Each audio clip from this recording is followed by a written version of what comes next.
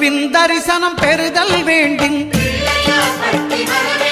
நம் கற்பக பெருமான் உச்சந்தலையில் குருவின் தரிசனம் பெறுதல் வேண்டும். நம் கற்பக பெருமான் உச்சந்தலையில் ஆலமர் செல்வன் அவனது பார்வை தடைகளை நீக்கி வளம் பெருக்கும். நம் கணபதி சிரத்தை காண்கிற மங்கையர் மாங்கல்ய பலமே திடமாகும்.